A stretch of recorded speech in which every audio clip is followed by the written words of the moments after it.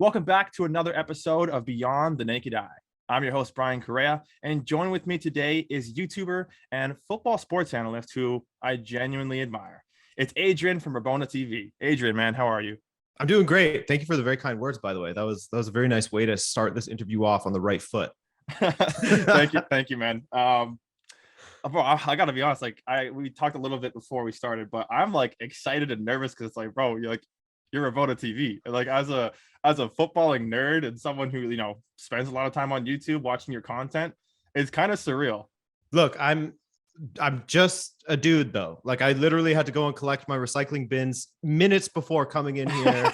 But like I'm just, people think like, they have a following on the internet. They must be like, I don't know, famous sounds stupid, even associating that word with myself. But I'm literally just a guy that happens to make content for a living instead of just, working in an office or something like that. Well, hey, fair enough. It's good to have, that outlook as someone who's relatively prominent on YouTube.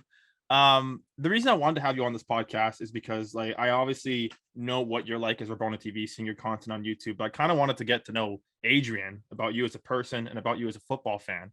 So that kind of sets up my first question. Could you tell me how you originally became a football fan? Yeah. So my family isn't like the biggest football family. Like it's not like we have one club that we support and we pass that on through the generations. It's not like that at all. It's more naturally, since they're Portuguese, they follow football a little bit. Always have played football. My dad got me signed up for it when I was like 4 or 5 years old or something like that. So I had always played, but as far as actually following it and becoming a fan, I would say that the first time was during Euro 2000. And Nuno Gomes. Those are like my earliest foggy memories. Nuno Gomes scoring goals against France and England and blah, blah, blah. He really got me into it. And that was sort of my gateway into Benfica as well, because Nuno Gomes was the dude for me. The long flowing hair, beautiful man, scores great goals. And then he went off to Fiorentina. But I still stuck with Benfica either way because I was so interested in them, and then I got into Rui Costa and researching Eusebio, et cetera, and it just sort of snowballed from there. So those were definitely my most early moments that I can remember, at least, of following football a little bit more closely than just like, hey, I got to go to practice on Tuesday and then a game on Saturday type of thing. Yeah. Well, fair enough. I can kind of relate to that. My family was also Portuguese, and they do have like a football love, but I wouldn't say they were genuine fans. Like my dad was a Sporting fan, my grandpa's a Porto fan. I have some family who like Benfica, so it's kind of all over the place. And they always watch the derbies, and when it's World Cup season, there's always like a vibe there. But like a week to week basis, that was never really a thing. So my first tournament that really got me into it was 2014 World Cup. And that's kind of how it sparked. So I think it's actually kind of cool that like we kind of had that same thing where it's like we kind of had to watch a tournament to be like, oh damn, now I'm invested. Yeah, absolutely. You have to see like, because our experience with it in Canada is completely different to what we were seeing on the TV, right? Like we did not see any sort of fanfare around football or at least I'll speak for myself in this sense. I grew up in a more rural area of Canada.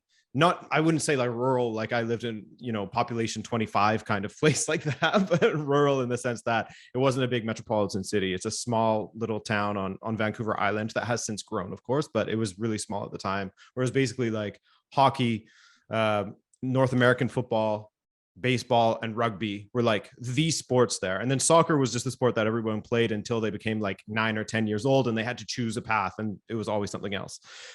So what we saw of it was like, hey, it's that cheap sport that you see sometimes on the weekend, but most often not on TV. And so it was really hard to get into it in a sort of like fan type of sense because it was so limited as to what you were seeing.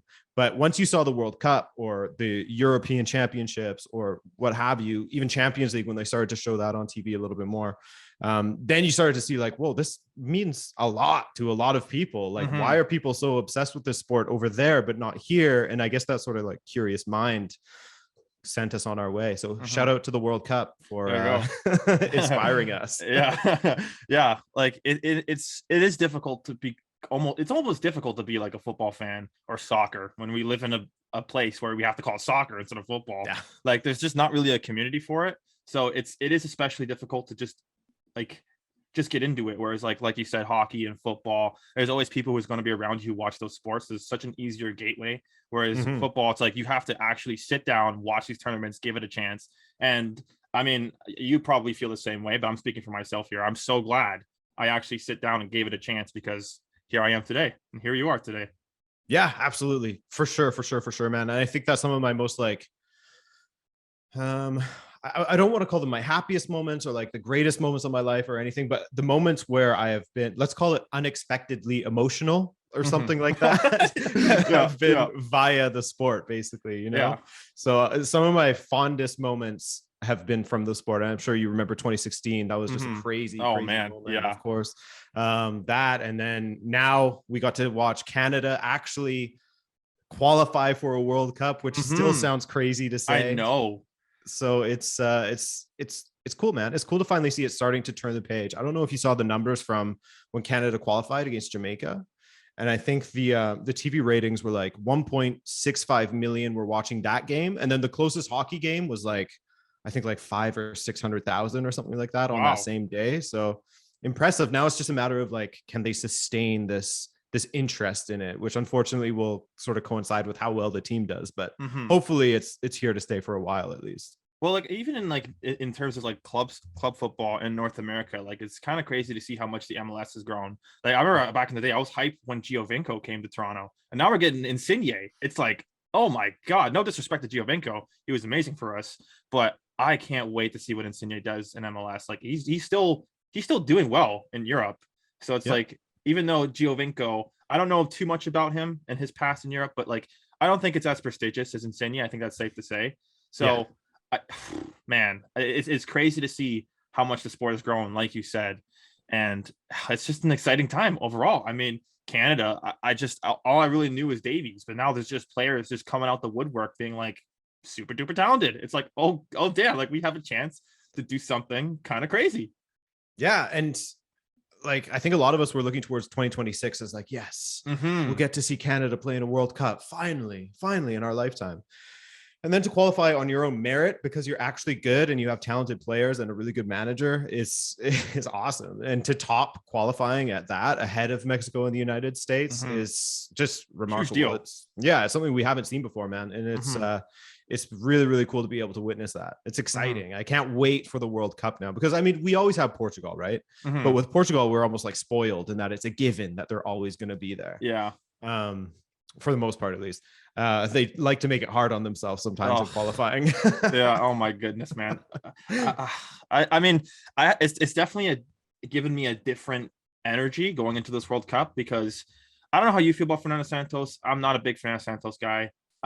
So every time Portugal goes into like a tournament, I'm not expecting the best, but I'm also not expecting the worst, because we clearly have a very talented roster.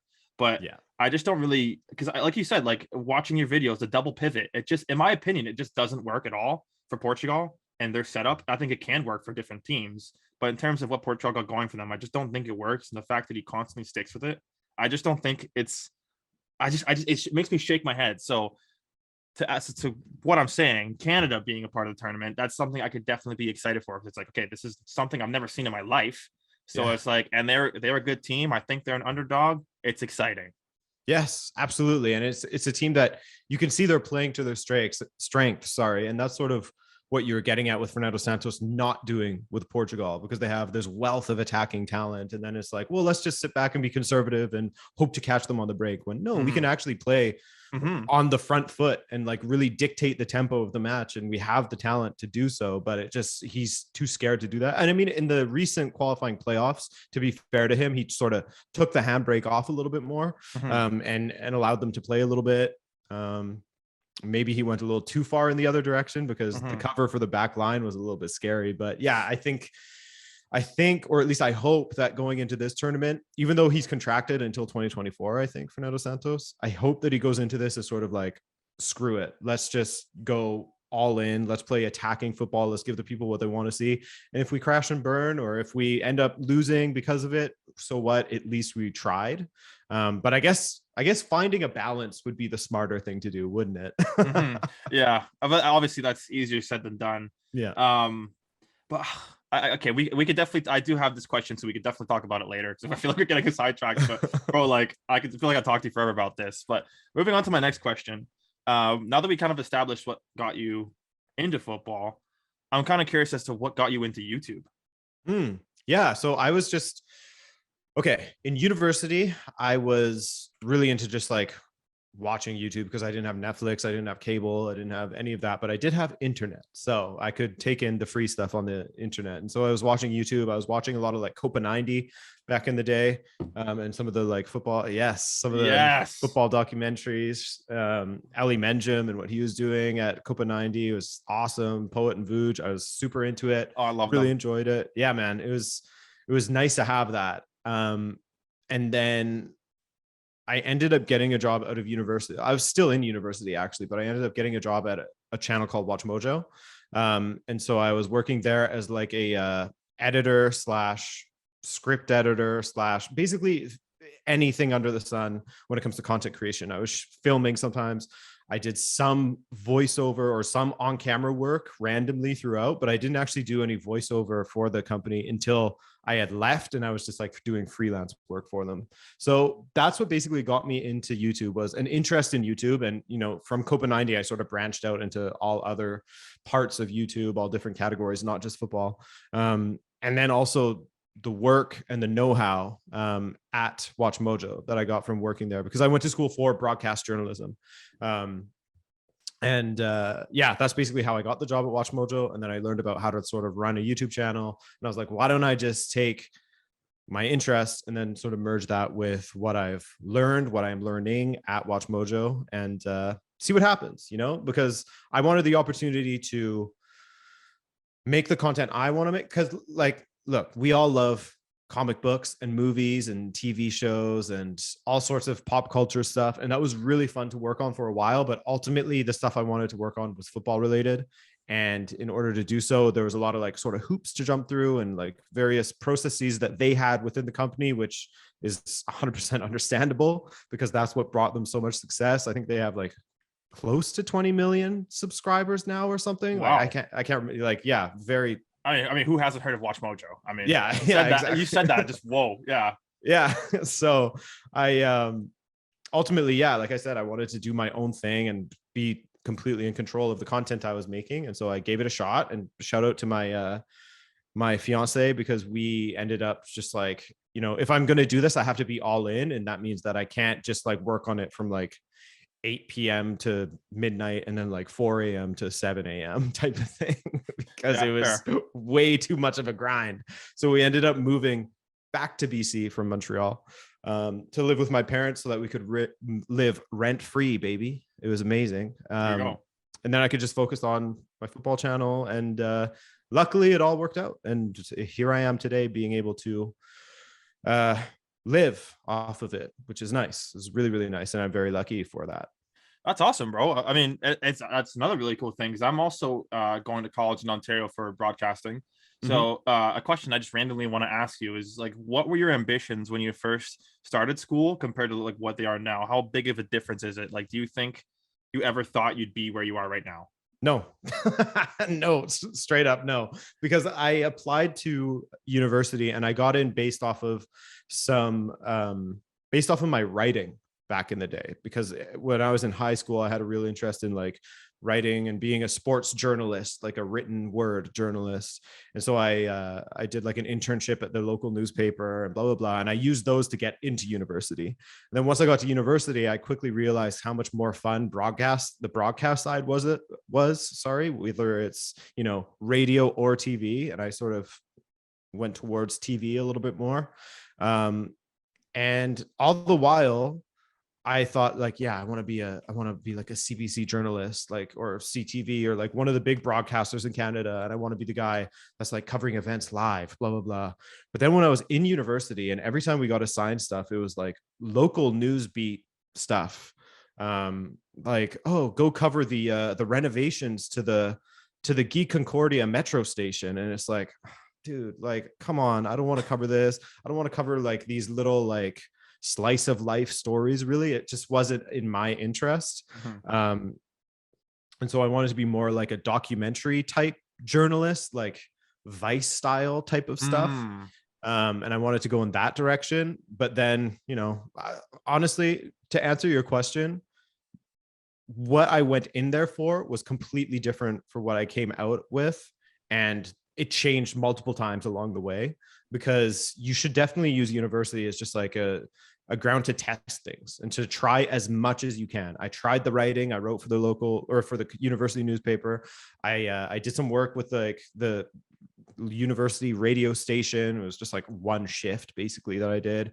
I did some, like, I was a what's it called, teacher's assistant. My god, brain's not working. I was a teacher's assistant for like one of the broadcast classes, so I really like gave each one a solid effort. And coming out on the other side, I realized I had a much clearer picture of what I wanted to do because of that, basically. Mm-hmm. Wow. Well, fair enough. I am kind of in a similar position, whereas I'm in my final year, and in my first year, I didn't have like a set goal in mind. I was just kind of like, all right, I'm just gonna give this a shot, and then whatever happens, like in the end of my time here, I'm just gonna fall down the rabbit hole of the industry and see where it goes. And I think thanks to that, like I have this podcast now. I just started a radio show. Things are kind of looking up, but things are kind of cool, and I'm just overall just grateful. Even if Awesome. like I'm in a position where I'm not pursuing like a broadcasting profession or career wise, I'll still always have this. Yeah. So I think that's really cool. And thanks to this, I'm meeting people like you. Like it's pretty cool. So like that doesn't really like affect my thinking in terms of like, oh, I might not make it as a broadcaster, like as a career, when I still have this. And that's yeah.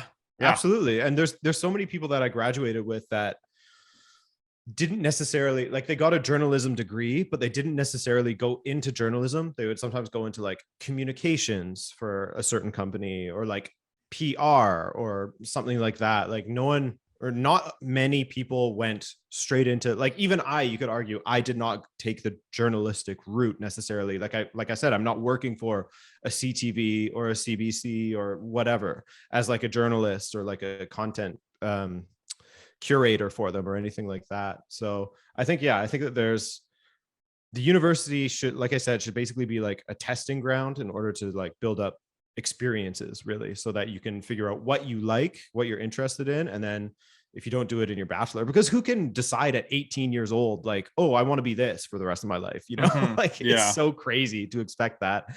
But if you take that bachelor and then move on to something else and figure out what you're really interested in, then it's still a W, man. Oh yeah, exactly. Facts. Do you think as a presenter, do you think YouTube is a legitimate platform to present, or do you think that's more of something that's like it should just be a hobby? No, I think it can definitely be a legitimate platform to present, because I think that I'll speak from my point of view in the football space. I think that a lot more credibility is starting to go toward creators now, because I don't want to call it a lack of trust in like the classic, like, pundits on whatever the big sports broadcasters are. I won't name any names. I wouldn't call it necessarily a lack of trust, but I think that they have only recently slowly started to make it feel a little bit younger and appeal to a younger audience. I think that for a long time, they were just going for like the, 40 plus market, basically, to appeal to, of like the old dinosaur takes and everything like that. And only recently, like with the emergence of YouTube, they've sort of caught on and been like, oh, like all of the kids are watching people on YouTube, and they take these guys more seriously, guys who we may not have heard of, but have like, over 100,000 subscribers. Or, even like I have a friend named Filippo. He has a channel called Tactical Manager TV, and his channel has like around 20,000 subscribers.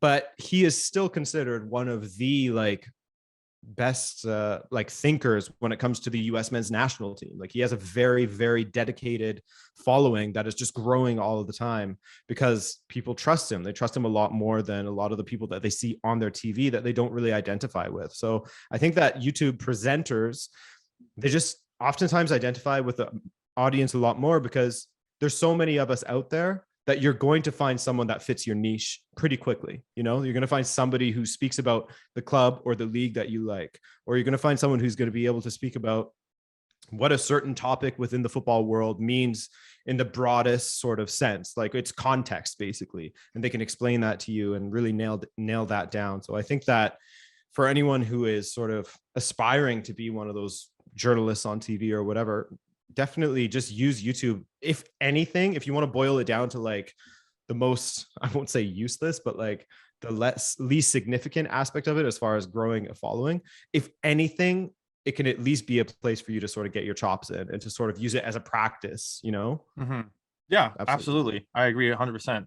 And I think one thing, personally for me, that's only becoming a revelation recently, is like it's so interesting that everyday people can be so knowledgeable and on the money with things. Like, this is going to be completely random, but like for a good example, I was listening to a Twitch stream, and the rapper Timberland, Mhm. he was just listening to like beats his fans sent in, and I like, and that moment specifically gave me like some sort of like revelation that like everyday people just going on YouTube can be trustworthy, like you just said. Do you think do you think you can kind of agree with what I'm saying, that there's definitely a legitimacy to just everyday people speaking in front of a camera, or do you think like those people who are doing punditry on, say, a Sky Sports or whatever have more of a legitimacy to them? I think that everyday people definitely have a legitimacy, because how I see it, man, is basically like, while I won't necessarily agree with everything that everyone says, I can at least, I'm very much in the camp that you should listen to as many takes as possible, simply because if you're only listening to ones that you agree with, it's you're not really going to, you know, grow that much as far as Mhm. your opinions and you as a person go. So I'm always down to listen to whoever is talking about football, because there's always going to be something, or at least most often there's going to be something that you can take out of it. And if you were to not listen to those people, you wouldn't see great people arise in the football world, like an Ellie Menjum, for example, who is just a dude from Australia who is passionate about football, clearly lives it, took in a ton of content, and now you see what he's been able to do with Copa 90 in the past with like Derby days and stuff like that. Mhm. So I think that it's just in giving these voices a platform, naturally the naturally the cream sort of rises to the top at times. And anyone who sort of starts to build up a following, yes, there are ways to sort of manufacture a following through clickbait and thumbnails and stuff like that, but for the most part, people won't subscribe if they don't really agree with what you're saying. And if enough people sort of agree, that's like a big group vouch for somebody. So Mhm. yeah. Yeah, sorry, I think I forgot the initial question, but I got way off track. I'm You know, like that's that's perfectly fine. We're just having a fun conversation. trying to Well, find my way back to it. well, fair enough. Well, kind of just to chime on what you just said, I think there's definitely truth to what you're saying, and I think that's why we've seen like a niche in the market kind of arise, and like for example, Arsenal Fan TV, where Yeah. it's just normal everyday people being interviewed, but it's like you can definitely see the legitimacy in their opinions, and you can definitely see how knowledgeable they are. And I think that's why that page has grown. And personally, like I love watching Arsenal Fan TV, especially when they lose, but I love watching Arsenal Fan TV. So yeah, I really hope like there becomes like an even bigger market for that, and we see like other clubs do give their takes as well.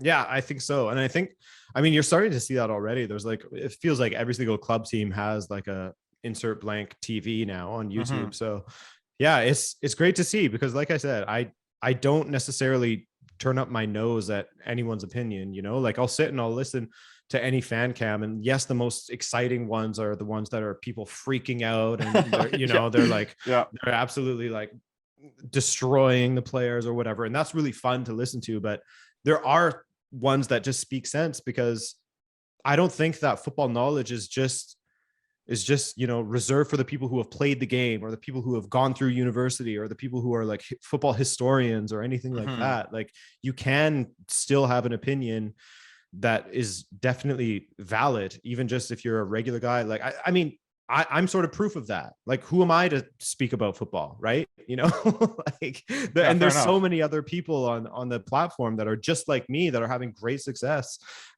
because they're just passionate about it, and people sort of identify with their passion or their interests, or it helps them to explore a part of football that they hadn't really thought about before. So it opens a door for them. So there's a ton of different reasons as to why people start to grow out, on the platform, really. Fair enough. since we're talking about the platform and you're a prominent content creator, I got to ask you this question. Can you tell me what your day-to-day life is like with Rabona TV and as that with that channel? Yeah, so it's different every week. So for example, this week is Champions League week. That's why I was like, if you could do Monday, I'm in, man.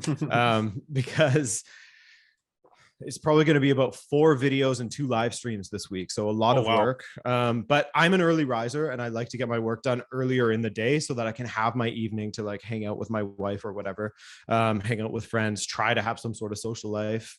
In the winter is difficult because you can't go outside because it's like -20 and who wants to go outside at that point? But I try to get up around, 6:30, 7 o'clock, sometimes earlier, depending on what I'm doing. And let's say so typically, let me just give you the breakdown. So I do the weekend recap which is a video that comes out every Monday that looks at all the leagues. So on Sunday, I am watching a ton of football and I am writing about it. And then I'm starting my edit. And then on Monday morning, I get up super early. I finish my edit, I get it published. And then I have like some breakfast, I do a workout, whatever. Mondays, typically I use as like an admin day to sort of like plan out the rest of my week. And then Tuesday, I get up in the morning, I'm working early, whether that's researching, writing, whatever. So it depends on the day, man. But a typical day is like get up early, research, write. Sometimes writing takes 2 days. Sometimes it takes just 1. And then I always try to get the first cut of my video done. So just like me, my on camera and my audio, just like cut and, in place, not just like a rough edit, I guess. The night before, and then I get up super early the next morning and I'm editing until about noon. And when I say super early, I mean like 5 a.m. sometimes. And I'm editing until about noon to get that video out. And then I start working on the next video. And it's just sort of like a cascading effect from there. So it's get up early, work until about 5 or so. Sometimes it's a 12-hour day. Sometimes it's an 8-hour day. It's like, it just depends on what's going on that week, because a huge story can come out like Roman Abramovich has been sanctioned and he has to sell Chelsea or something like that, that I have to fit that in somewhere. But there's more chill weeks where there's not Champions League. So I'm not doing a live stream. So I have more time to like focus on videos and do like a longer form video or an evergreen video, something that's not really tied to a certain time that will be relevant forever, basically, because it's just explaining a certain concept of something that's happened. So it's really it's really hard to say what a day-to-day would be like, but it's long days for sure, but it's rewarding because I ultimately get to do what I like, and I don't have a boss to answer to, so it's good. But sometimes I'm a shitty boss to myself. I'm not a very good boss sometimes, and I ask myself to work too long of hours. But fair enough. Yeah. So I think you commented on this earlier. Is Rabona TV what you do full time?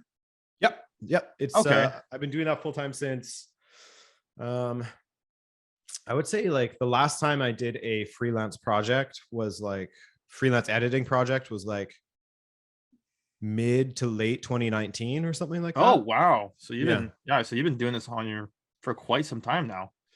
Yeah, it was interesting during the pandemic, when the pandemic first started in 2020 and everything shut down in football, because I was like, what do I do now? yeah. Fair enough. I mean, you have to watch the Macedonian second division. That's kind of tough. Yeah. So yeah, my question to ask you then, like, because there must have been a period of time when you're grinding YouTube and doing freelance work. How did you manage that in terms of like your schedule? Because you must have been busy all the time. You guessed it. I was. I was basically like, I was trying to get 4 videos out per week on Rabona TV while simultaneously doing a lot of freelance voiceover work for Watch Mojo, as well as but like a few video edits for them as well. So it was hectic. It was really, really hectic. Because when I was working full time at Watch Mojo, I at least would just like do 1 video per week. So there was no real pressure, because I was like, well, let's just see if there's any interest in the content I'm creating. And if there is, then I'll make a decision on, do I stay with Watch Mojo, whatever. But once I was like, fully focusing on it plus freelancing, dude, I was working like start at 7 a.m., finish at like 8 or 9 p.m. type of thing. Like it was really bad, like 12 to 14 hours sometimes. But I mean, at least it like created good work ethic. Yeah, that's I for sure. guess. I mean, yeah, that's a positive. So on days now where I work like 9 to 10 hours, it doesn't really feel like that. It doesn't feel like a long day at all, which is nice. Well, yeah, that's definitely a positive to have. Yeah, for sure. Um, you kind of just mentioned it, and I wanted to touch on it a bit more. When COVID happened, like when it first initially happened and everything stopped, because you're still kind of new to just doing RABONA TV on your own, could you tell me like how were you feeling? Like what were you going through during that time of what nothing was happening? Were you just second guessing yourself? Like, or did you have Oh yeah, faith that like you could keep going? man. There was, I mean, I want everyone to sort of go back in time in their brains and think of like the uncertainty during that first wave, like March 2020, and like you had those weird thoughts like, is this that virus that wipes us all out? Like, is this the end? Or Yeah. like, is this like, when will my sport come back? And like you said, I was just like, I wasn't even a year into doing it full time with no freelance work. So it's brutal. Like I had a brand deal that they're like, look, we got to cancel this. So like there's a Yeah. bunch of income that's gone. Another one like didn't re-sign with me. So there was income that was gone. And then I was like, I don't know what I'm going to cover anymore, because I did a few videos while the pandemic was ongoing, and like there was no football to talk about. So it was like, what effect this is going to have on player contracts that are ending and blah, blah, blah, blah, because the season was getting paused and postponed and all of this like uncertainty. Um, so it was rough. It was really rough, especially for like March, April. But then towards the end of April, that's when we started to hear about the Bundesliga coming back in May. And that gave me a lot more hope, because I thought everyone would be very excited for that. But definitely during March, April, I was like, is this the end? Like, am I just going to have to find another job? Like, will my channel bounce back from this? Because, at the time there's always this like sort of misinformation where like, oh, if you don't upload for a long time, the YouTube algorithm like forgets you, and then your channel's never going to be what it was again, and blah, blah, blah, blah, blah. But thankfully, with the return of football and that Champions League mini tournament that they had in Lisbon towards the end of the summer and stuff, there was like a huge explosion of like relief and interest in football again. And so my channel had some of the craziest growth it's ever had during like July and August of 2020. But yeah, man, during March, April, I was freaking out. I remember in one evening, because I call her my wife, but we're still technically just fiance still. In one evening, we got a message from our wedding venue that was like, sorry, everything's closed, so you guys can't get married here. And we were like, oh shit, okay, that sucks. And then just recently, and then sorry, like an hour or so later, one of my biggest contracts was like, yeah, so with the pandemic and football not going on, we're gonna have to just cancel this huge contract that you just signed. So sorry, good luck. We'll get back to you after the pandemic is over. And it's like, damn, God man. damn. It was a rough night. Plus all the uncertainty of like, is my channel just going to be dead now? Like, what am I going to do? Like, I don't know. So I just ended up playing a lot of Warzone in like April, and like, Fair enough. Fair enough. and and that was about it until May when the Bundesliga came back. Fair enough. Damn. Um, I kind of want to know this because I've obviously only have like 100 subscribers. I'm a very small channel. I've only been doing it for about a year. But I've always been curious as someone who's doing this full time, and you have quite the audience of, I believe, over 200,000, which is so cool, man. At what point, and I don't need to know specific figures or numbers. That's none of my business. But at what point in your YouTube career did you feel financially secure enough to be like, okay, let's do this full time? I would say that it was like July, August of 2019. So that was about 2 years after I started my channel. And sorry, no, that was about 2 years after I was like really focusing on it a lot more. Like we had moved in with my parents. I was trying to get 4 videos out per week from 1 video per week prior. And I was still like freelancing, and I was in the grind, let's call it. I was in the grind era of RABONA TV. And I would say that it was like, yeah, about 2.5 years into it, basically, that I was, 2.5 years that I was able to sort of be okay with not taking on any more freelance projects, basically. Yeah, but that's thanks to having brand deals with certain companies, basically, not strictly off of just YouTube revenue. Okay, fair enough. Yeah. Because it's just something I'm genuinely curious about. Because like, I know I realize that like me getting a number to a figure like you is not going to be easy, or it might not even be possible. I was always just kind of curious, like, at what point do YouTubers, in terms of like their subscriber count, or in terms of like maybe the views they garner, or the brand deals, like what makes them decide I can do this by myself?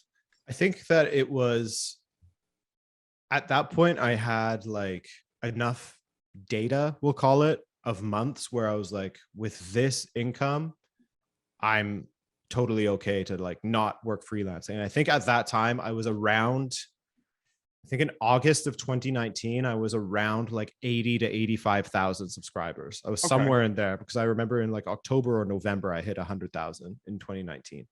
Um, and so, yeah, it was somewhere around there, basically. But it's going to be different for everyone. It depends on where your audience is in the world. Like if you have a lot of your audience in the United States, then your ad revenue is going to be a lot better, and brands are going to want to work with you a lot more because people in the United States have money, or at least are more willing to buy things. So there's that. If they're in the UK, that's more lucrative. So there's all sorts of variables. Like some channels can be much smaller than mine. Let's say there's someone that's like around, I don't know, 50,000 subscribers. Maybe they can make a living because they're covering a niche that certain brands want to have access to in order to like sell their product to them. So it all there's like a million different variables to it. And it all depends on what you're covering, where your audience is located, blah, blah, blah, blah, blah, blah, blah. Oh, fair enough. I Yeah. think I like a reason why like my curiosity is there is because like you see these YouTubers with millions of subscribers who it looks like they're just living like the good life, just living in luxury. Yeah. While there's YouTubers who have like, you know, still a respectable audience, like hundreds of thousands, tens of thousands, thousands, whatever. But you don't really, there's not really much of an insight on their life. Like I almost want to say financially, but it's like you don't. I don't think as a fan I want to know the specifics, but like a part of me is like, because I feel an attachment to say like you, Adrian, like your channel, and I want you to do well. A part of me is like, is he doing okay? I hope he's doing okay. Like, is he living all right? I hope he's living good. Yes, doing fine. All right, that's yeah. awesome. There you go. All right, I have that question is answered. Love to hear it. So on the topic of YouTube, a question I kind of wanted to ask you, what do you think is it could be anything really, is a topic of discussion or anything that isn't really talked about with YouTube, or an experience maybe a YouTuber might go through that isn't talked about a lot? Do you think there's something that's kind of under the surface? If so, what? You're talking about YouTubers in particular, right? Yeah, yeah. Yeah. I think that a lot of people, and I think that this is actually talked about a bit, but maybe not enough, is a lot of people look at just what the outcome is, and the outcome is a weekly video or multiple weekly videos or whatever. But people don't actually see all of the grinding that happens. They don't actually see how much work goes into everything. And they just assume that like, oh, it must be so nice to just like have this platform and then you are able to make a living. Like, oh, I would love to do that. Plus you don't even know much about football anyways, like that kind of thing. And I think that a lot of people sort of discredit YouTubers in a sense because they think that they have a cushy life, but you're not around to see what's going on when the camera is off. All you see is this product that comes out that's, 10 to 20 minutes long, multiple times a week, and that's it. But you don't see the 24 to 32 hours that go into some videos, and you don't see all this, that, and the other thing. And I think that also, as far as on the YouTuber side, it can get to a point where you become almost like a slave to your numbers in a sense. And we all go through it, especially when we see moments of great growth and you're thinking, yes, this is it. Like, this is me hitting the big time. I'm finally going to get up to like once I hit this momentum, I'm just going to skyrocket with success and subscribers rolling in and money and blah, blah, blah, blah. And you fall victim to it. You've become a slave to watching your numbers, and it's a roller coaster. Like, it really is. Like, growth, it goes up and then it plateaus and then it goes down and then it goes up and it plateaus and then it goes up and it plateaus. And I think that really keeping a realistic expectation of yourself and your growth on the platform is absolutely key, because otherwise you can get into this really nasty sort of spiral where you're flirting with depression, your anxiety is heightened, and you start being reactionary with your content and making content that isn't really sticking true to yourself. So those are the two things that I would highlight the most. Is one, while it is nice and I am blessed to have this job, where I can just sort of make videos about whatever I like and people are relatively receptive to it, and I'm able to make a decent living doing so, that's great. But also there's sort of the very difficult side of it that people don't see. And I'm not asking for, people to feel bad for me or anything like that, or feel bad for content creators or but whatever. This insight's important. It is. Yeah, it is. And then also, as far as other creators out there who may be watching this, it's just like, ignore the numbers as much as you can, which is a privileged thing to be able to say. I realize that. And just ignore the numbers as much as you can, because it will take a toll on you that will alter how you make your content. It will sort of divert you away from why people were subscribing to you in the first place. Okay, that was an amazing answer, Andrew. So this next question is kind of just from me, like personally, but I feel like a lot of people might want to know the answer to this question, because I'm kind of in a position where, like you said, like, don't be a slave to the numbers. That is something I do like keep like conscious mind of. Like I don't really care about the views. I want to grow a fan base organically. So if you like my content, sick, subscribe, it's all good. But like, I'm not going out of my way to like, 'cause I've seen it, like people, I'm not gonna drop any names obviously, but people in my program, like they start these channels or accounts, and they do this scheme where it's like they follow a bunch of people and they unfollow them just to get those numbers. And like, I don't want to become that person. That's something like my own content, my own channel, my brand really is something I want to grow organically. But that being said, it's still in a really small like space. I only have like 100 subscribers. It's pretty small. So my question to you is, what advice would you give out to like a small YouTuber starting out? I think that the one that I always come back to is finding whatever your niche is, whatever your niche interest is. That's whenever people ask me this question, I always go to that. And basically, whatever makes you emotional, whatever I'm stumbling all over the place. Whatever causes an emotional reaction within you, whatever is a genuine interest that you want to learn more about, and you take pleasure in researching or finding out more about a certain topic, whatever that may be, let that guide you as far as what your sort of like publication journey is gonna look like. This is the most ineloquent answer I've ever given in my life. My God. Retake. No, but you know what I'm trying to say. Like, I do. Whatever your interest, whatever is interesting to you and provides sort of an emotional response to you, that should be sort of your guiding star, basically, as far as what you want to cover when it comes to content. So for you, if it's just interviewing people and finding out more about them, then let that be your guiding star, because there is a niche of people out there that want to just sit and listen to anyone talk, Yeah, fair enough.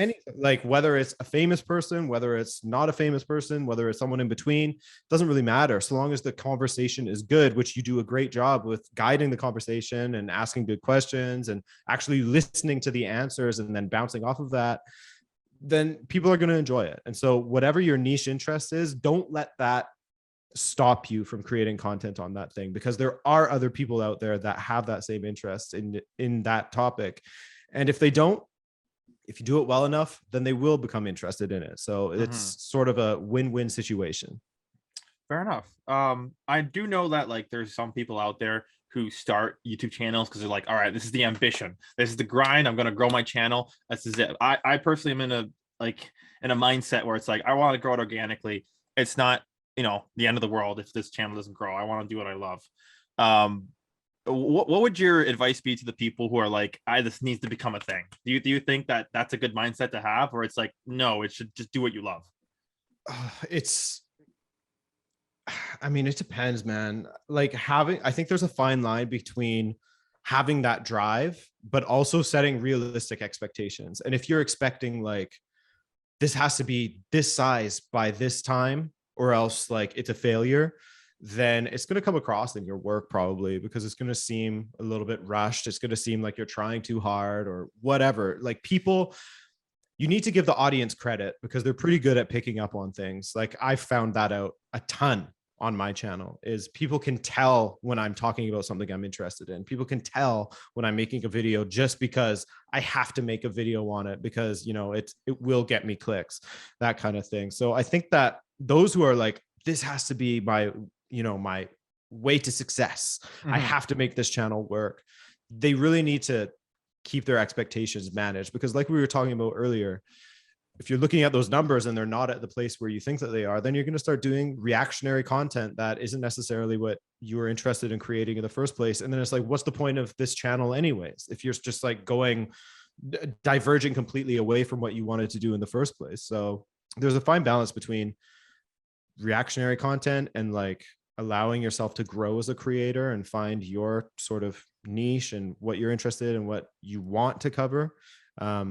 And I think that your approach to it is definitely a much healthier way to approach it, because, you know, it's much easier on the mental when you're not like, oh, I got to be this big by this time. And two, like, you're just sort of letting it happen. And if there's low expectations, it comes across in what you're doing, man. Like it's a very relaxed conversation that we're just sitting here talking and enjoying ourselves, as opposed to like, you know, being tryhards who are trying to keep people engaged because everyone has short attention spans. Yeah.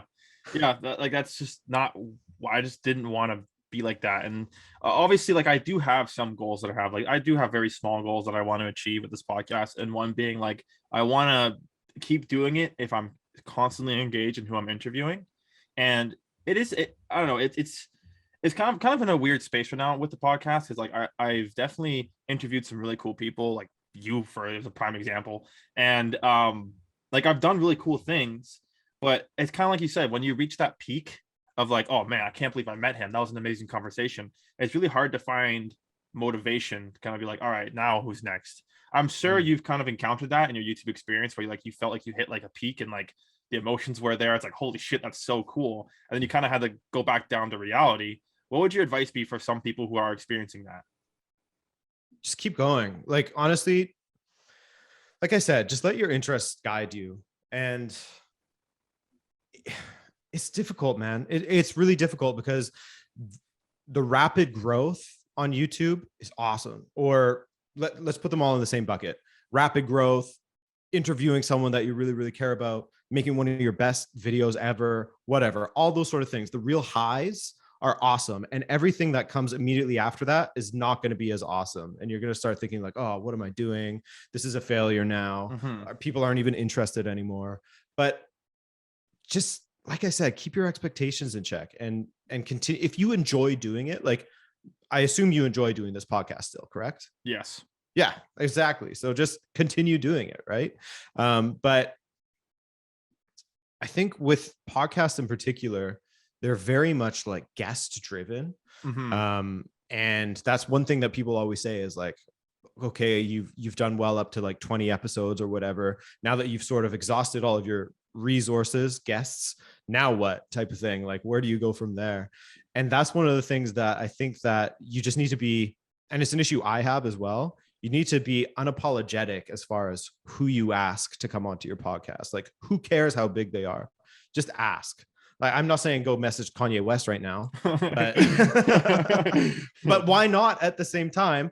But no, like if there's other creators you want to talk to in the football sphere, just reach out to them. Like you message me, and you know, not everyone is going to be as receptive to that kind of DM, but I'm okay with it. And there's plenty of others that are going to be okay with it as well. So I need to take my own advice, and I need to reach out to people a lot more, and people that I want to have on my channel. But for something like this, especially, I say just scattergun it. Anyone you're interested in that you want to speak to, just give it a shot. And as the more interviews that you do, the more of a sort of resume that you've built up. Like I saw you had that former football player on. That seemed like it was a really great interview. I watched a few clips of that. Like, just continue to sort of build up your resume, man, and continue to reach out to people, and don't be scared of people saying no, because that's something I'm absolutely guilty of. And then that causes me to not bother reaching out when the right answer is just reach out anyways. Yeah, fair enough. It is actually kind of what's the word? I'd say it's nice. I guess it's just nice to hear that like you as a bigger YouTuber like still have that fear of being like told no, because like obviously it's 100%. like it just kind of every time I've experienced it where someone is like not come on the podcast, or something I encounter a lot on the podcast is people be like, oh, I'm so down to do it, and then the second it goes down the brass tacks, like time, day, whatever, it always falls through, and it Yeah. always feels like a quick punch in the gut. And I don't know if you could relate to this. I've seen you've interviewed some people through your channel. So my question is, what is your opinion on like collaboration through your channel, like interviewing people, having guests on? Is that something that you enjoy utilizing, or is that something are you more so a person who just kind of want to do on your own?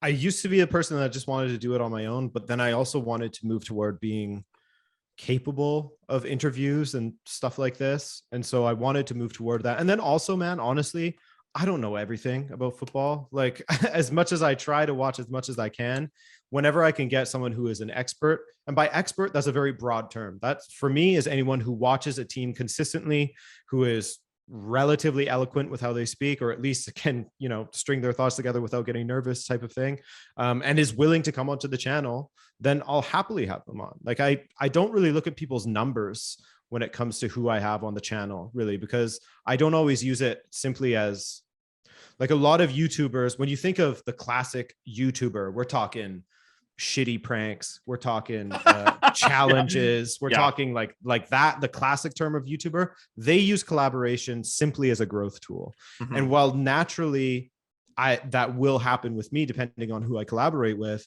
that's more like an extra bonus for me, because when I'm interviewing people, it's to get their knowledge on a certain topic, it's to get their expertise on something, not necessarily to boost my channel's subscriber count or anything like that. So I'm very much for it, but I think since I am more on the, let's call it, journalistic side of YouTube, I guess you would say, less of the boyfriend and girlfriend challenges side of YouTube, then I use collaboration as a different tool compared to them. So I'm very much for it. All right, well, that's encouraging to hear. I mean, I'm all for it as well, as you can clearly tell. I had a bit of a mind blank there. That's okay. These things happen. You know how many times this happens to me, man, when I am doing a live stream and I'm talking and I'm talking and I'm talking, and then all of a sudden it's like I just got hit in the head with a hammer or something, and I'm just like, can't even think of a stupid normal word like marketing or something as an example, and I'm just like stumbling on that. But honestly, who cares? Like I used to care about that a lot more when I was first starting and when I was first getting into streaming. But like, everyone, because I am just a normal human and I'm not some like former pro player or pundit, like that sort of mask, or someone that presents themselves as like an expert or like a top journalist, no one cares, like as long as you're a relatable human, people relate to that far more, right? Yeah, fair enough. I think it's watch, to be honest, now we're on this topic of conversation, I kind of wanted to do like live streaming and stuff, but there's always that fear. Like I think doing your first one's always going to be the worst, because there's always that fear of like, oh man, what if I fuck up hard or like say the wrong thing. I guess you kind of just touched on it. What would your advice to you to just go through with it and see what happens? I'm very much a person who just believes in like getting your repetitions in.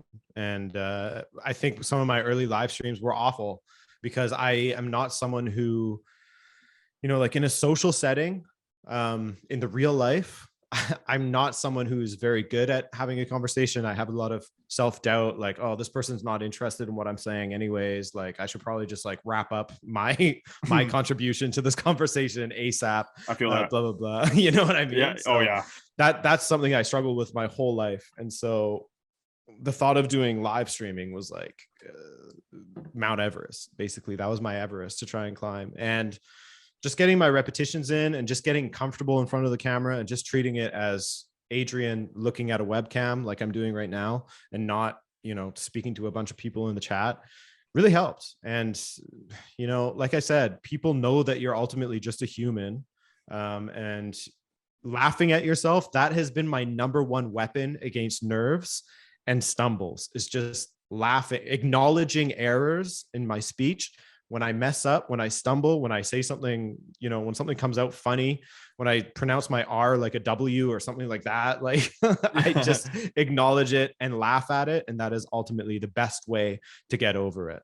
Well, Adrian, man, I think everything that you followed has definitely paid off, because I think you're definitely a talented presenter. And I think this conversation has been so nice because like I kind of accomplished what I wanted to through this podcast and getting to know like the human side of you. And it's just so cool because it's just like, damn, he's just Adrian. And I know that's like, I know it's kind of stupid, but it's like, I don't often have the opportunity to meet somebody I kind of look up to in a way. So like, honestly, I think everything you've kind of said has paid off, because I genuinely think you're a really talented guy. Oh, hey man, thank you. That's really kind of you to say. But yeah, I am just Adrian, like you said. Yeah. I think that like trying to do your best to kill your ego and all of the things that entails, whether that's having a big head or like whether that affects how you operate in that you're like shy or like socially awkward or something like I was, ultimately that comes down to your ego and like, not wanting to look like an idiot. And I think that doing your best to just not have one and realizing like I'm straight up just a guy that makes videos, but like I don't get recognized on the street, maybe if I was getting recognized on the street, then I would be more of an asshole. That's what I'm thinking too. I remember, yeah, all it takes is one person to ask for a picture.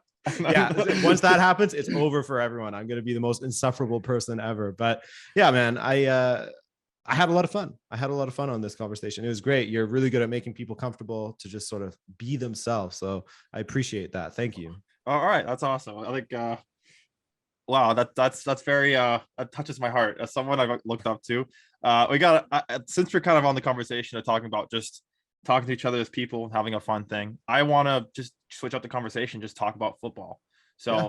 I just want your honest thoughts on Portugal and Canada going to the World Cup. I feel like you have much more insight as to what the teams and what they're capable of. And I have the World Cup groups like on my screen right now. I'd love to hear, what do you think? Canada first, because I feel like Portugal is kind of, we're used to seeing Portugal in the world in tournaments, kind of like you said, at least in our lifetimes, which this is a very ADHD thought. I think we have to really thank Ronaldo specifically for what he's done, because like this, I can't remember the stats specifically, but like the fact that since he's been in the team, we've been to so many more tournaments is just crazy. Yeah. So that being said though, Group F, Belgium, Canada, Morocco, Croatia. What are you thinking? I could, like bet against Canada at your own peril, that kind of thing. And as much as like my rational brain says Canada will get at best third, who knows, man? I mean, the World Cup is so crazy and teams can fall out of form really quickly. Croatia, I think.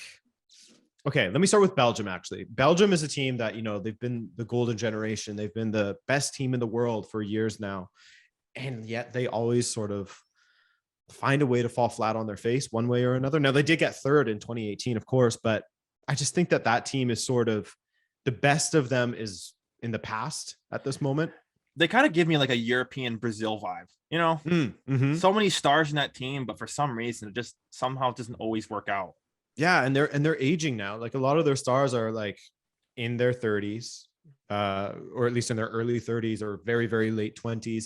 And the younger talent that's coming through just isn't at that same level as a Kevin De Bruyne or a Lukaku or an Eden Hazard or what have you. So while I think that they're a very good team, they're a team that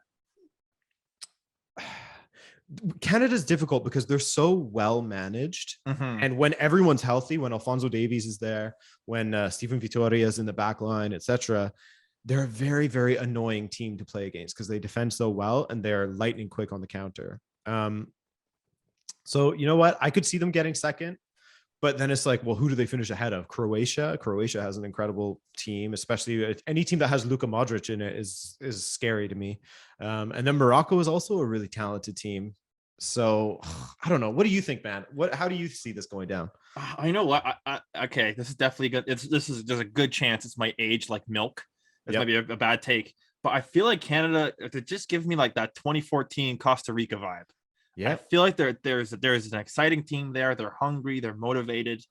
Um, like you said with Belgium, they have disappointed Mm-hmm. a lot, and I feel like Canada could possibly upset them, and equally like Croatia. Even though, like you said, they have so many talented players, I feel like a lot of their players are also kind of on the wrong side of 30 and are Mm-hmm. kind of getting down there. And I feel like with the peak of what they had in 2018, there might be like a France situation or an Italy situation where it's like they just can't get out of that rut Yeah. for some reason. So I think in Morocco is also a uniquely good team. Mm-hmm. Even though for some reason I can't think of a single player that comes to my mind, but I feel like Morocco just have like good players. They do. Yeah, they So do. you know what? I'm not sure. I'm actually not sure if they're doing like a third place thing, kind of like what they did in previous No, tournaments. They're not. Okay. Oh, I feel like they might scrape second. I feel like they could. I feel like they could as well. And Alfonso Davies on his like live stream where he was reacting to the World Cup draw, he seemed pretty confident. Like, watch out, Canada's coming. And I agree, just because like in international football, especially where you know it's the quality of it in comparison to club football is just not there because they're not playing together for 10 months at a time Mm-hmm. where they can really work on certain tactics and an approach to their game. Mm-hmm. But with Canada, so whenever you have a coach like John Herdman and a team like Canada that are so well drilled, that have an identity, that can play in multiple different ways and play well in multiple different ways, plus they have some stardust in there, little Alfonso Davies, little Jonathan David, etc., Tajon Buchanan, they do have the capability to upset teams just by playing extremely solidly defensively and then hitting them on the counter. So I think that Canada, like you were saying, could have that Costa Rica sort of tournament football approach to things and just like scrape results here and there. And I think a big thing that we like people have to consider going into the tournament is like the energy going into it. I think Canada just like, you know what? Kind of like we had this conversation basically about like smaller YouTube channels. Like if we have a low expectation, we just play our football. We just go for it. I feel like they could be much more in a better position than say like a Belgium or Croatia, where it's like, look, we've clearly done well in past tournaments. We have to keep doing well. I think that pressure going into an environment as all these players, when like you just said, they don't always play together. I feel like that might have an impact with Croatia and Belgium, especially. But I feel like Canada might just welcome that. It's like, damn, like this is a really special experience. Let's make the most out of it. I'm saying second. I think they can get second. I'm with you, Who man. over? I have no idea. But I'm saying second.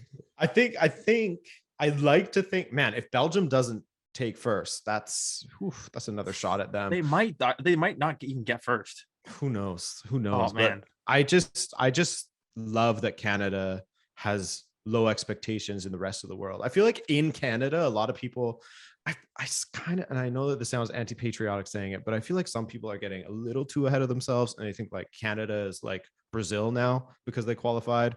I've seen a lot of that on Twitter. But I just love that other nations will be celebrating that they got drawn against Canada. You know what I mean? Like I love that. And I hope that they just put on a show and really surprise the Croatias and the Belgiums and even Morocco. I'm gonna be honest, I haven't really watched Canada play on a weekly basis. I've seen highlights and stuff, but I haven't actually sat down and watched Canada play, just because I'm like, I don't want to get my heart broken. I'm not trying to watch Canada take L's left and right. Just being completely honest. I mean, I'm probably gonna, there's a chance we might see that in the World Cup, but it's like, it's the World Cup. But anyways, you keep commenting and saying like how well drilled and how well managed they are. Could you give me an insight and elaborate on that? Yeah, for sure. So John Herdman, as you probably know already, he was formerly the coach of the women's side, and then he moved over to the men's side. And he did revolutionary things for the women's side of the game. First off, in New Zealand, where he completely revamped their entire structure from like a developmental level all the way up to the women's national team. And he ended up getting the New Zealand women's national team into the World Cup, which was, they were in a real rut at the time.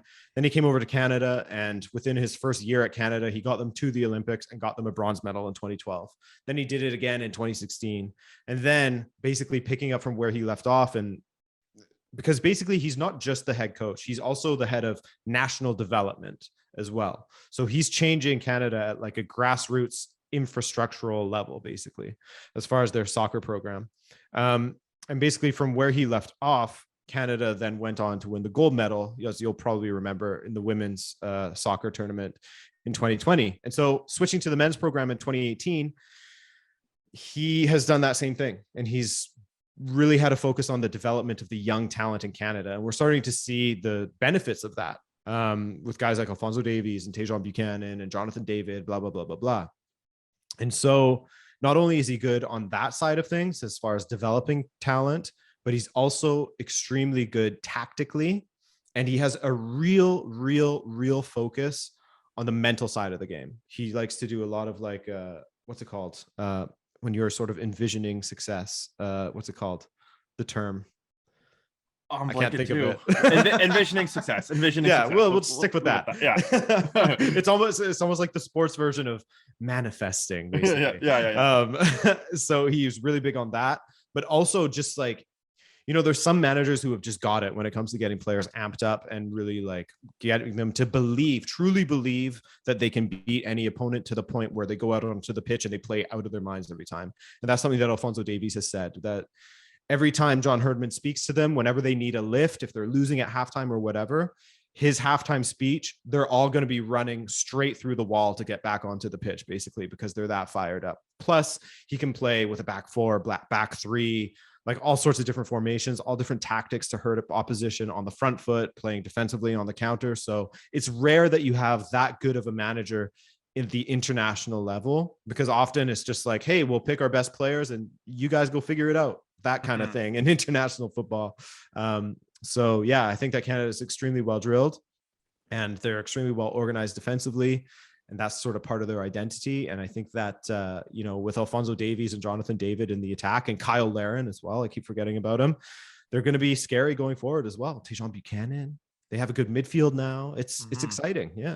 Yeah. I'm excited for it too. And like, even hearing all of that is great. And like a comment you said, like they run through walls for him. And I think that's very, I know it's obviously an expression, but like, I think it's very crucial that players have that mindset. Because whenever you see that, like I'm a Liverpool fan, so like Premier League is mainly what I watch.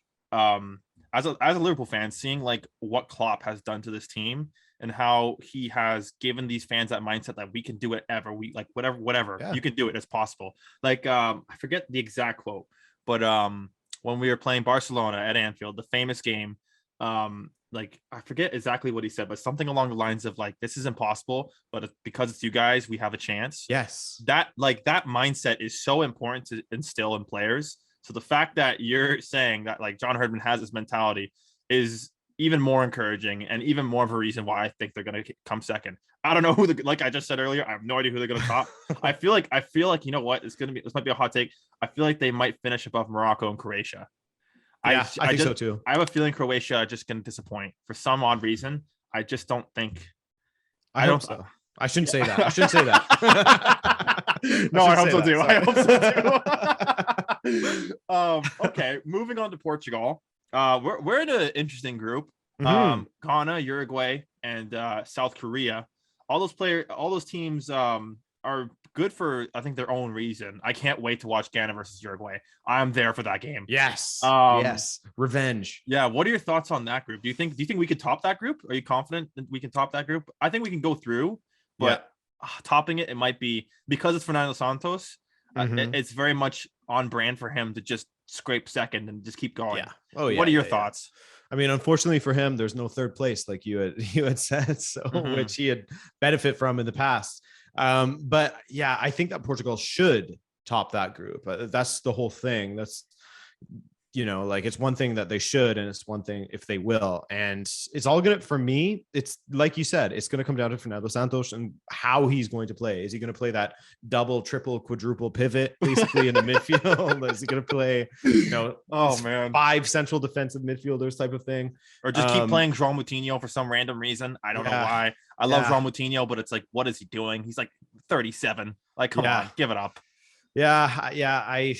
He's one of those guys where like, I want him to be in the squad. Yeah. But I would hope that someone else would be playing ahead of him. And I think that, you know, if maybe like a Renato Sanchez or something like that wasn't injured during these playoffs, I think he would have played. But yeah, I'm a huge proponent of getting Renato out there. But yeah, it's going to come down to how Fernando approaches things. And I hope that, he continues where he left off from these playoffs, and that he tries to play on the front foot. He tries to fit as many of our like blessed attacking players as he can on the pitch. Bernardo Silva, Ronaldo, Jota. I just want to see more João Felix, though, to be honest. Yeah, me too. It's always so disappointing when I see him get subbed on with like 2 minutes left. It's like, come on, guys, what are we doing here? Like, he's such a talented player. I haven't entirely followed how he's doing at Atletico Madrid. I know there's some highlights there, some goals, some assists. I assume that since you cover so much, you have more tabs on him. Could you tell me about how João Felix has been doing it at Atletico?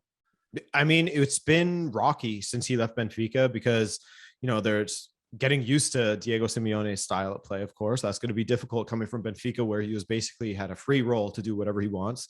But now that he's gotten used to it. And also, another big thing has been injuries. He's been constantly injured. He'll come back, then he's injured. He'll come back, and then he's injured again. He'll last 2-3 games, injured again.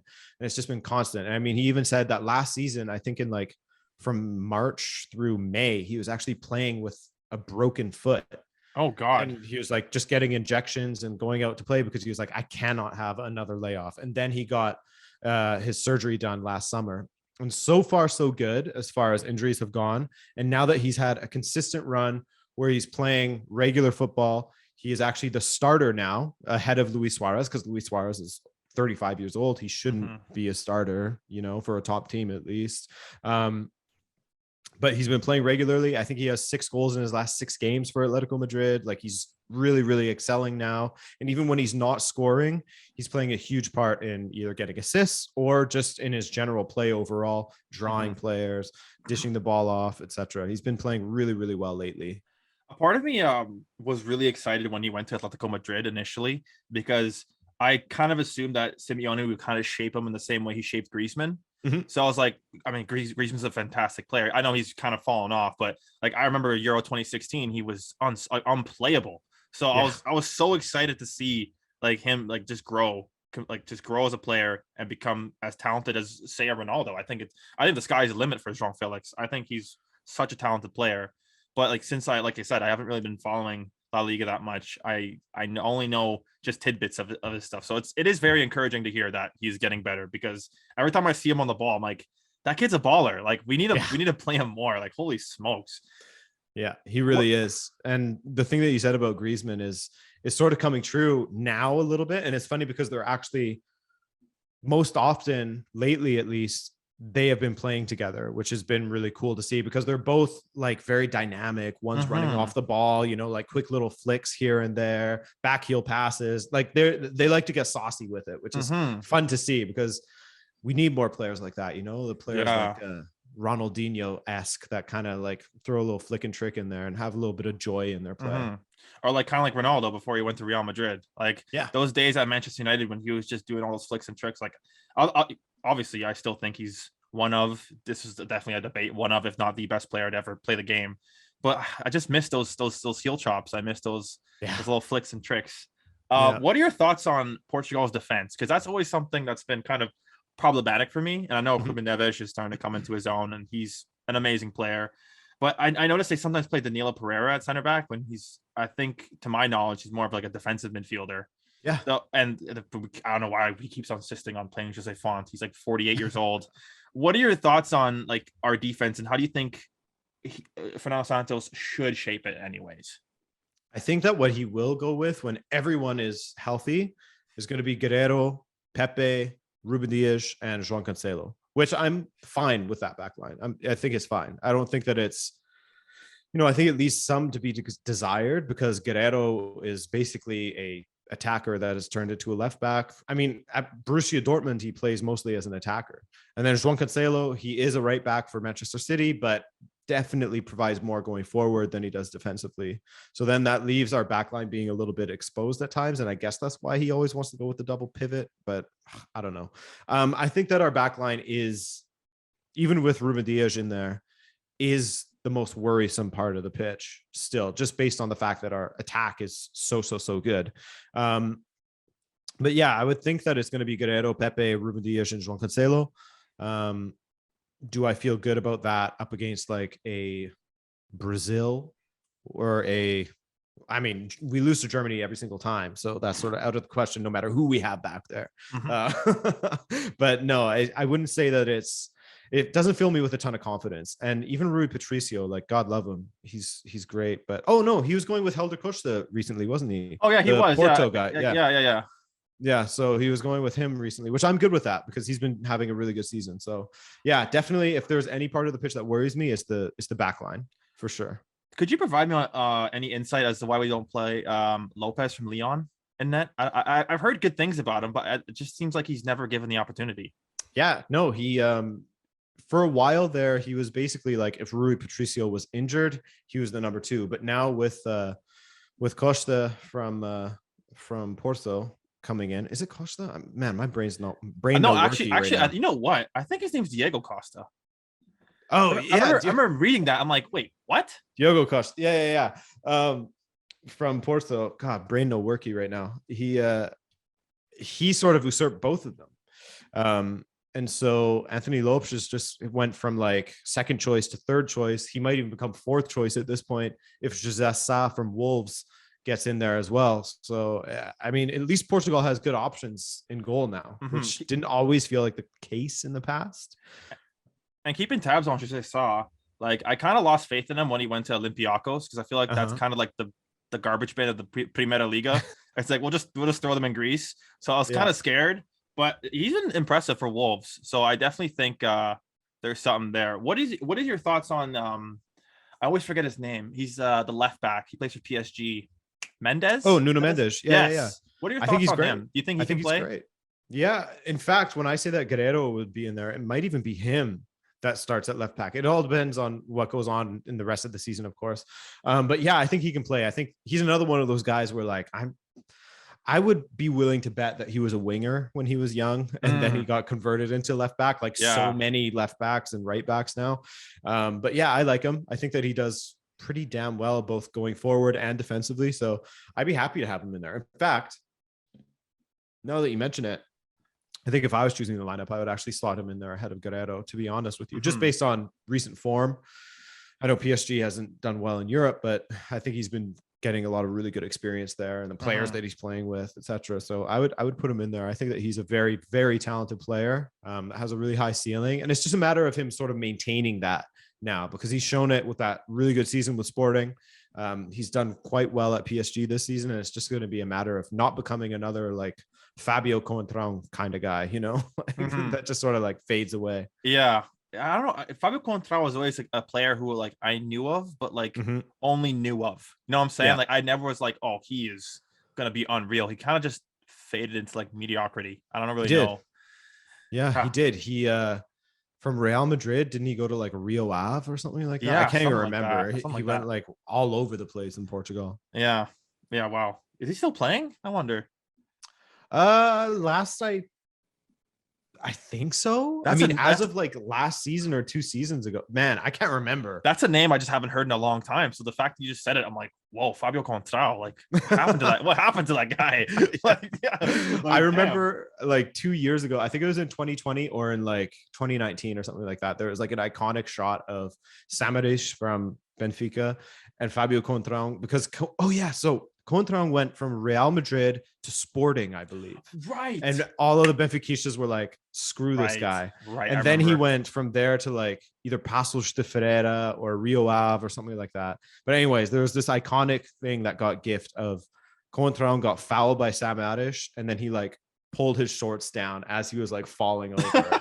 And Samaris didn't even react and was just like pointing at him like, you naughty boy type of thing. Wow. Yeah. That's it. That's really, Well, yeah, anyways, what would your I kind of want to hear your opinion on this because I feel like it might be useful, but then again, like I think you have a much more expansive knowledge on football, to be fair to you.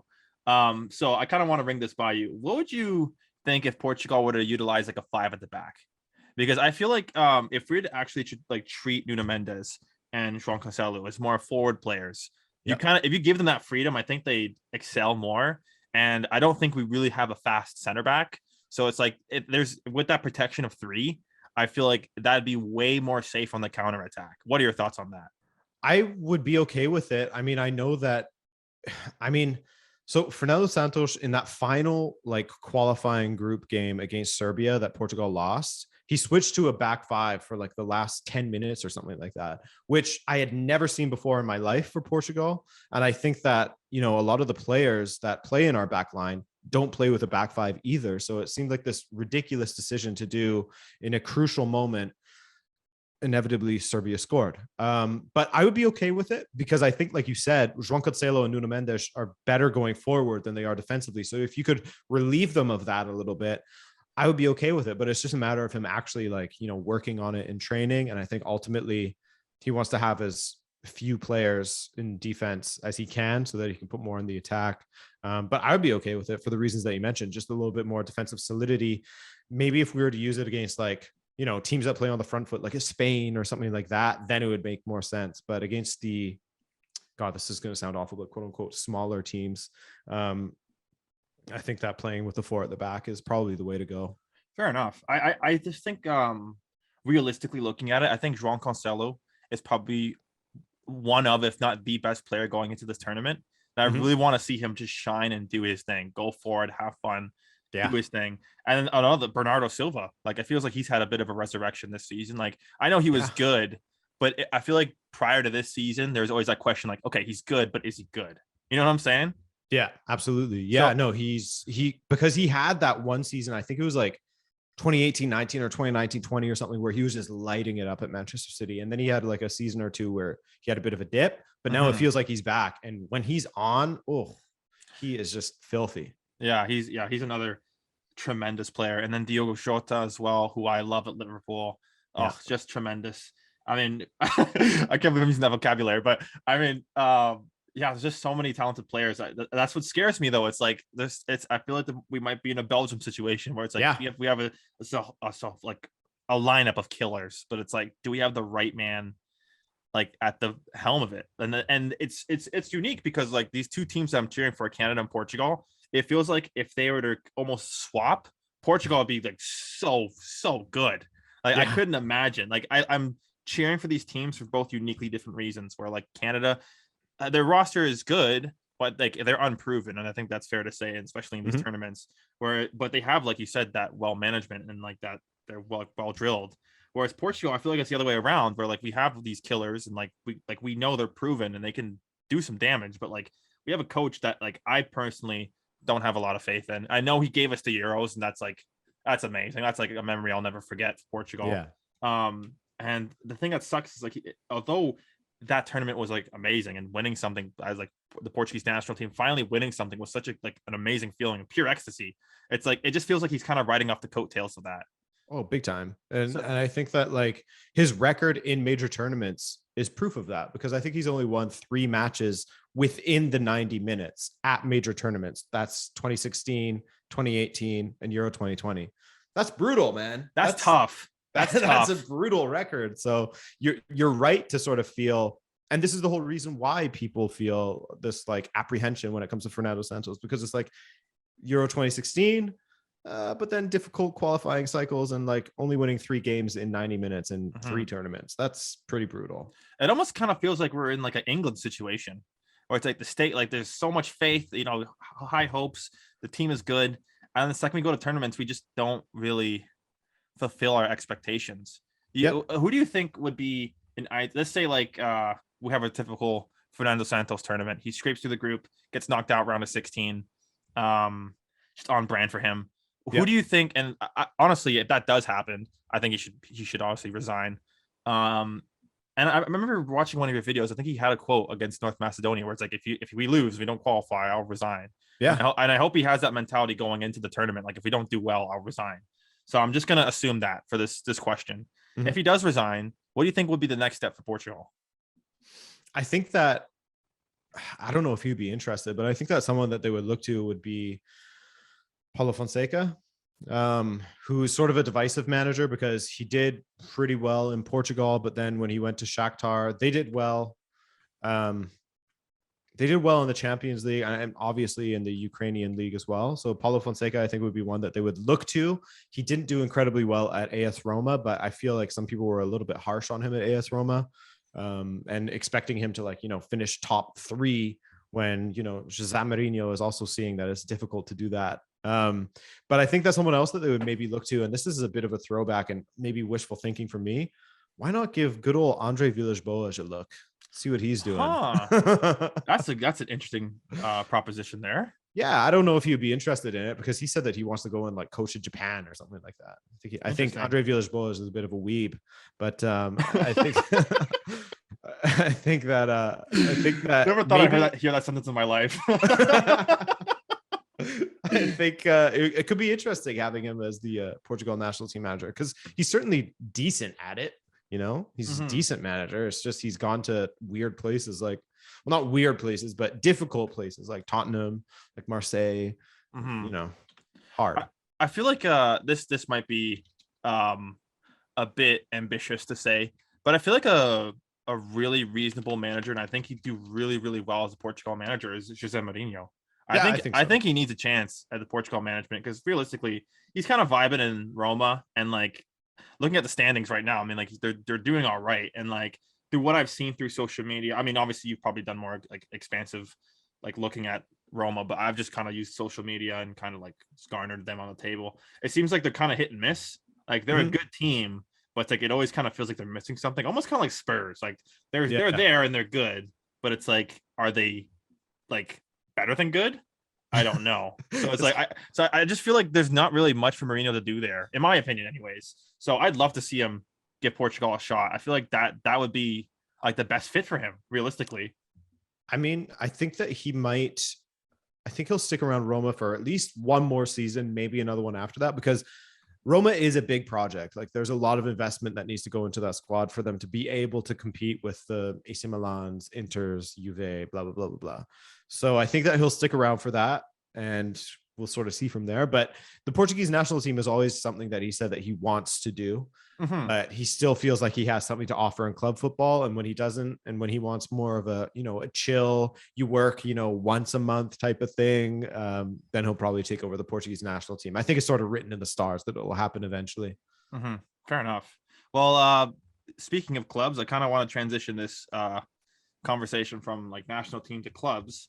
And one thing I was really curious about is like, I know you're a Benfica fan. And like you said, like you've grown up on it and like that's your team. But through like kind of expanding your knowledge of football and becoming a YouTuber or an analyst, has your like how do I properly word this? Like, has your fandom of the sport kind of evolved? Like, are there other teams that you kind of like to keep an eye on now because of what you do? Yes. Yeah, I would say so. And that sort of changes from season to season. But like, for example, there was a while where I really liked watching Atalanta in Serie A because they had this crazy manager in Gasparini, and they had they are like the talent factory in Italy. Like Atalanta produces more talent than any other club in Italy and ends up loaning them out everywhere. And they're from this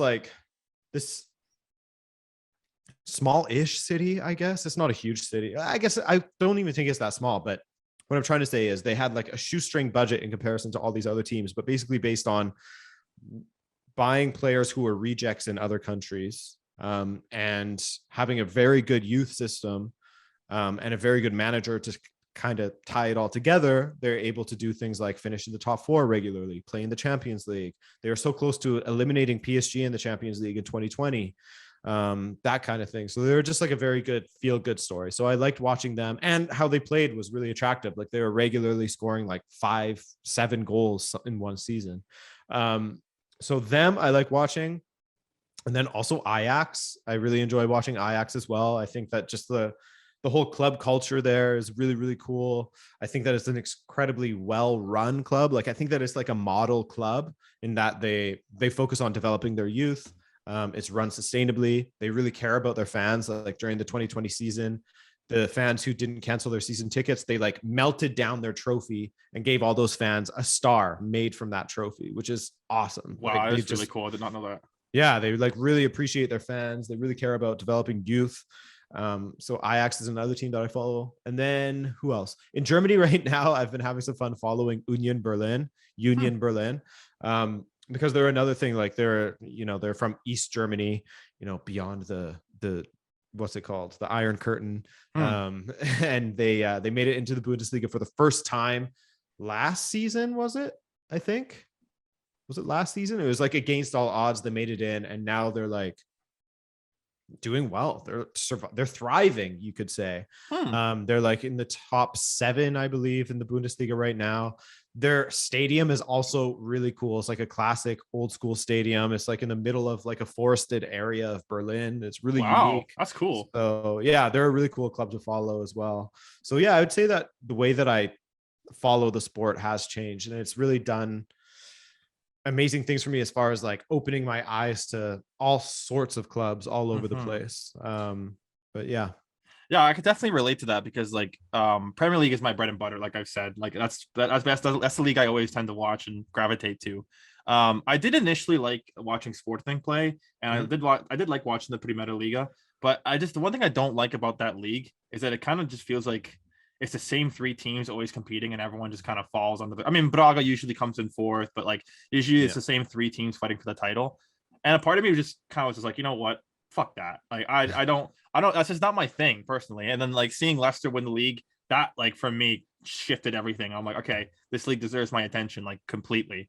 Yeah. But like even through watching Liverpool, I do have like a soft spot now for like a bunch of other teams. Like I love the idea of Newcastle right now. I think it's an exciting project they're doing. They just have all the money in the world. It's like in FIFA when it's like you do that cheat where you get a whole budget. It's like let's see what they do. I'm excited. Um, I love the vibe of Dortmund. Like Yeah. that's just so cool. I mean, I would love to go to a game and like even cheer for them. And Yeah. I'd love to go to Bayern as well because like I think they're also a really like well run club. Ajax, kind of like you said, really like well run club. Olympiacos, I just want to go for the vibe because that looks so Yeah. cool. There's just so many teams that like I admire, but Liverpool is like obviously like my team because Your like team. Yeah. um just to shed some insight, whoever my friends listening, the way I became a Liverpool fan was like I said, World Cup 2014. I kind of just fell in love with the idea of it. I kind of wanted the team to support, and then I forget how, but randomly I heard the "You Never Walk Alone" chant, Mhm. and that just did something else. Like it literally gave me goosebumps, and it still does to this day. So it's like that's just I just fell in love with that team, and that's kind of how I became a Liverpool fan. Um, Yeah. It's and it's it, very much like a romantic sort yeah. of like aspect to it, a very like emotional aspect to the game that is similarly Borussia Dortmund have that same sort of thing with like that huge yellow wall of Hmm. 30,000 people. Like, yeah, man, I really know what you mean when it comes to that side of the game. Yeah. So my question to you is like kind of like the names you listed off of the teams that you really like. Has there ever been a temptation to be like, Benfica could take a back seat, or has it always been like you always been Benfica first? I mean, no, it's always been Benfica first, but there are definitely times where I grow more frustrated with the club.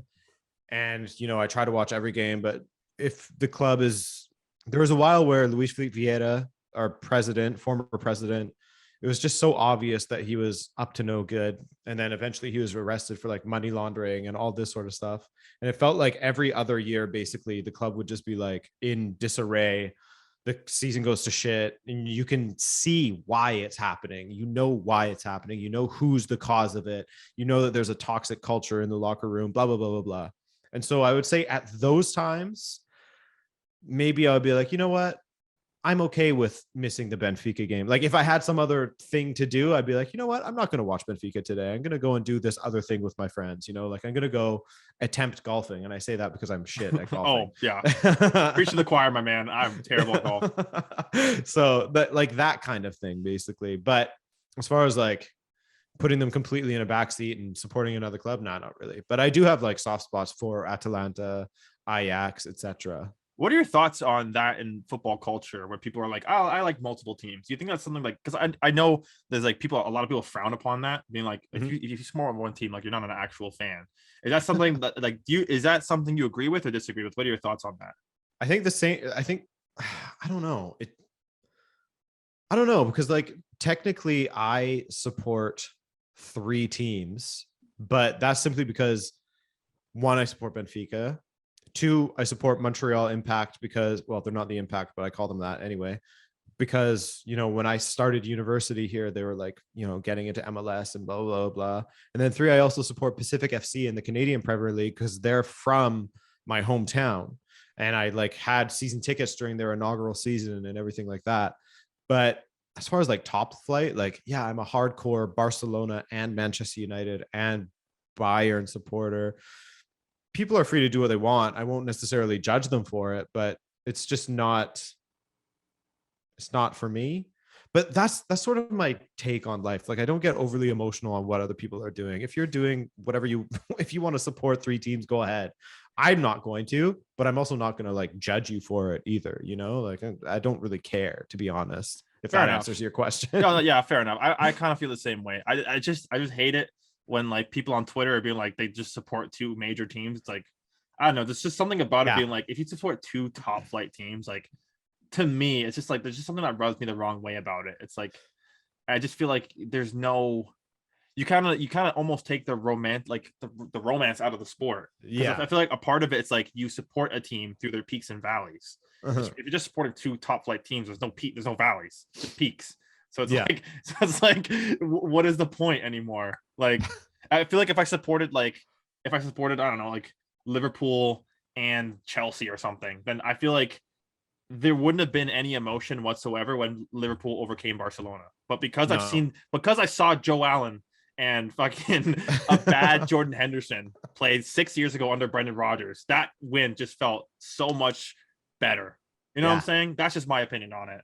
Absolutely. And I agree with you. I think it's kind of corny in a sense to like, oh, I support Bayern Munich and Real Madrid and Juventus. And it's like, well, what? Why? But I don't go so far as to like judge those people and think, oh yeah, me neither. Like less than or something like that. Like I support several teams. Like I said, Liverpool for sure. Toronto FC, just because like I feel like that's the most kind of local team for me, anyways. I haven't looked really into the Canadian Premier League. I feel like I have to, because I really want that league to grow. But yeah, I haven't really looked in there, and I do have a soft spot for sport thing.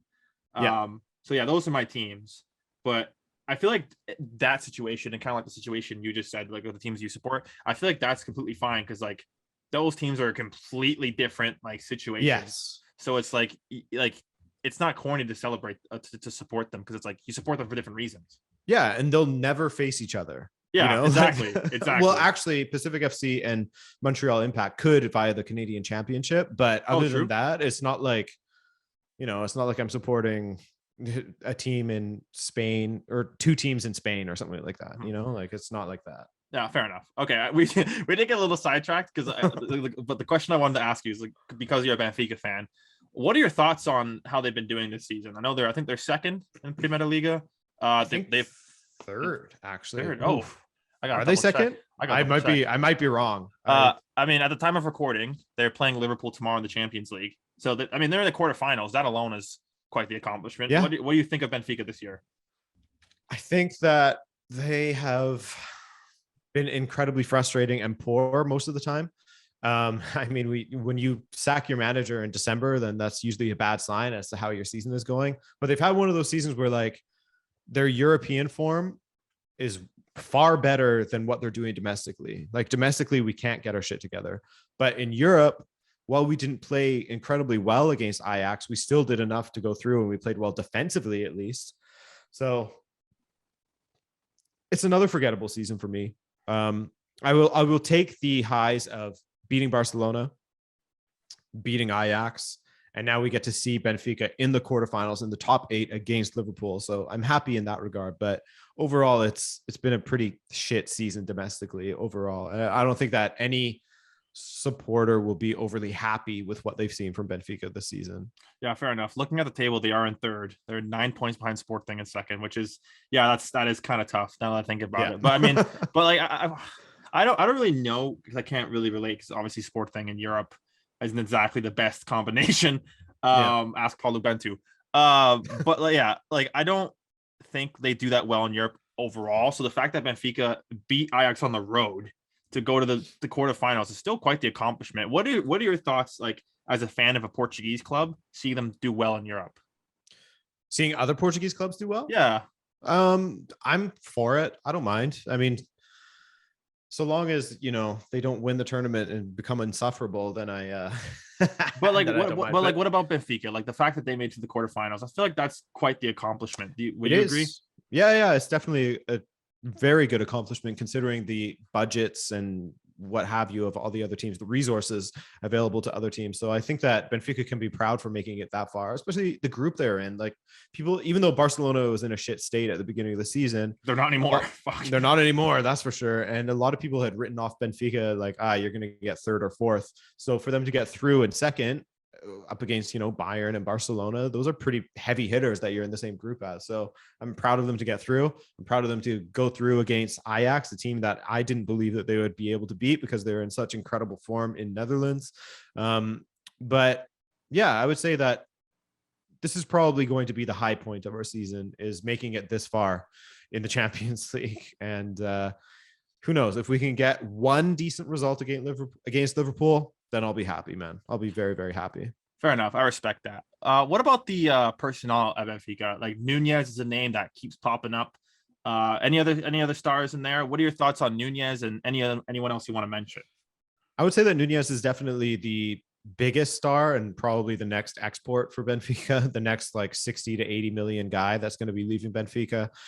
He's really, really good, incredibly fast, decent finisher now. In his first season, he had a lot of assists. This season, he has a lot of goals and barely any assists. So it seems like he's sort of trying to find out who he is as a player still, which is fine because he's young. He's 22, 23, something like that. And then I would say Rafa, but Rafa is such a hit or miss player that it's like he's either a world beater, number one winger in the world type of thing, or he's just stinking it up out there, just like going invisible. But aside from that, also I really like Julian Weigl in our central midfield, the German guy. I think that he's great, very, very good on the ball. He reads the game well. He breaks up play really, really well. Is there anyone else I like? João Mario for a while, but he has been benched a lot lately, so that's unfortunate. But yeah, that's another player I can't really look at the same anymore. I'm sure that's kind of tough. Sure. It sucks. I do really feel bad for him because like he was definitely doing bits at Sporting, and then Inter just kind of stunk the whole place up. Oh, they did for sure. And then he came back to Sporting, did well, and then he signed with Benfica and was doing incredibly well. Was our best player for a while, and then Jorge Jesus got sacked. Nelson Verissimo. I always mix this up. Verissimo came in, and he just hasn't been getting picked anymore, and that's that. Yeah, it's kind of unfortunate. And then like that name you just mentioned, Rafa. Like I remember, like he had a brief stint with Portugal. Like he'd be subbed on quite a bit, and I was like, oh, there's something about them. So, but it's kind of sad that like you said, he's just that inconsistent. Yeah, he really is. What about Adel Rapt? Like I know he had his days in QPR. I'm pretty sure he's still at Benfica. Has he done anything? He did for a while. There's been moments where Adel Taarabt has contributed a lot and has been excellent. And I think that that's all you're going to get out of him is just moments now. You can't really rely on him to be a consistent performer for Benfica. And so long as he's a bench player, I am good with that. But if we're starting to look at like a 32-year-old, I think he's 32 or 33, Taarabt is like a starter for Benfica, then there's a problem there. Like that can't be the go-to guy, Yeah, fair enough. Well, kind of moving on to this next question. This is quite a heavy one, so this might require some thought. Just as a fan, Adrian, what has been your favorite football moment? All time. Okay, so there's two that come to mind immediately. Number one is obviously Portugal winning Euro 2016 because it was just so improbable based on how they were playing and all of the favorites in the tournament and the final itself with Ronaldo going out injured so and then early. Eder just coming in out of nowhere, scoring the winner. Like it was just like everything went right for Portugal. And you can't expect to see your country win an international trophy because they come around so infrequently. So that is a crazy moment that I'll never forget. And then I would say Canada qualifying was a big one. It was definitely emotional, but as far as something that I was actually there for and like a lived experience, And I'll have to be fast with this because my computer is going to die. I'm sorry. What like a lived experience was the 2015 CONCACAF Champions League, Montreal Impact against Pachuca. Montreal were down a goal, but they had an away goal. So all they needed was to score one and they go through on away goals. And it was like the 93rd minute or something. And Callum Malice, this like Scottish player for the Montreal Impact that they had drafted, that was sort of just like a squad player, hits this incredible ball over the top. And there's like 50 to 60,000 people in the Olympic Stadium at this time. He hits this incredible ball over the top to Porter. Porter was our striker that had come on as a sub. Porter chests it down and then toe pokes it through the goalkeeper's legs to get that goal that they needed in order to be equal on goals, but going through on away goals. And I have never heard that much noise in my life. The stadium erupted. Everyone just like stormed down the stands. We're jumping on each other, losing hats and articles of clothing were flying everywhere. Like it was just the craziest thing I've ever experienced. I was like high on adrenaline for a long time after that. So I would say that that's number 2 as far as things that I've been able to experience and see for myself, basically. Fair enough. Okay, I do have a couple more questions, but it is a different segment. So I have not done this in a while, and I'm so excited to bring it back. It's lightning round. So I have 10 questions for you, Adrian. But you can't think about it. You can't break it down. You just got to answer. Okay? All right. So question 1, would you rather watch or play football? Play. Okay. Strong back 4 or strong front 3? Back 4. Benfica win the Champions League or Portugal win the World Cup? Benfica. Okay. What is the better league in your opinion? Eredivisie or Primeira Liga? Primeira Liga. Okay. Real Madrid or Barcelona? Barca. CR7 or R9? Ooh. Oh no. That's a tough one. No. R9. I'm sorry. Oh, damn. I'm sorry. Damn. That's got to be the clip for Instagram. Psych. Oh, damn. Okay. In your opinion, who's the most underrated footballer playing today? Ooh, underrated. Oh, man. First one that comes to mind.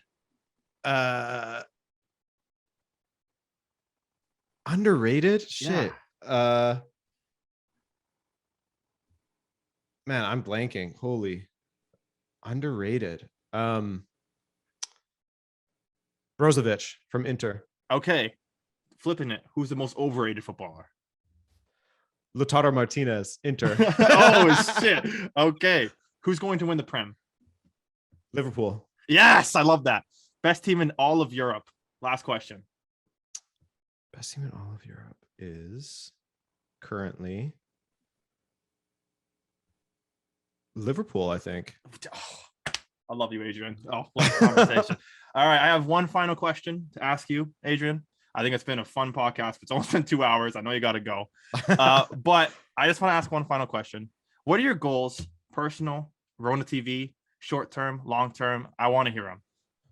Okay, so RABONA TV, I want to continue to build its credibility as a source for independent football coverage. What that looks like, I want to start building or actually going out and filming things eventually. So it's something that is sort of been on my radar to actually go and film documentaries and cover them. I also want to get more into the world of presenting, not necessarily on TV, but just getting myself out there more as like a freelance presenter a little bit. That's a challenge that I think I'm uncomfortable with, but that's a good guiding light as well, to do things that make you uncomfortable. And what else did you want to know? Sorry. Short term, long term. Short term, long term. Short term. I mean, I think that's it as far as RABONA TV goes. Okay. Continue to develop the podcast that I'm on. Okay, I nice. want to continue to work on that and hope that grows into something, because I'm having a lot of fun having sort of the collaborative aspect. And yeah, I think that's it. Oh, cover more North American football, basically. North American soccer, I should say. Okay, fair enough. I respect that. All right, Adrian, that's been the podcast, man. It's been so much fun. Before we sign off here, I want to give you one last chance to promote whatever you want, man. You got a minute? Stage is yours. Okay. I mean, Not much really. I have a YouTube channel called Rabona TV. If that if that wasn't, if you didn't realize that by this point, but other than that, I'm on Twitter, Rabona_TV. Reach out to me. I try to respond to as many people as possible. I don't really post on Instagram, so that's kind of sending you astray. If you want to follow me on there, go ahead, Rabona.tv, but don't expect anything. Keep those, like I was saying before, keep those expectations low on Instagram. But Twitter, I'm more active if you want to get at me, and come say hi at the YouTube channel, and follow my podcast. It's called Unsackable, and it's with me and 3 other friends, and it's a good time. We get into it. We all have different interests. One's an expert on the U.S. men's national team, Canadian men's national team, and then a German guy as well. So it's good fun. Awesome, bro. Well, thank you so much. This has probably been one of my favorite podcasts I've done. That was awesome, man. That was 2 hours of just so much fun. I can't thank you enough, man. Like I genuinely appreciate you coming on. Yeah, of course. And thank you for having me on. This is really good fun. And like I said, you make your guests comfortable, and then 2 hours flies by just like that. Just like that, bro. Every time I'm like, it's 30 to 60 minutes. Don't worry about it. And then the situation happens. So it's like, oh, fuck, we've been here a while. But yeah, that is the end of the podcast. I can assure you guys. Thank you so much for listening. Make sure to follow on all social media. Subscribe to me on YouTube. I've been your host, Brian Correa. Thank you so much for watching, and I'll see you next time.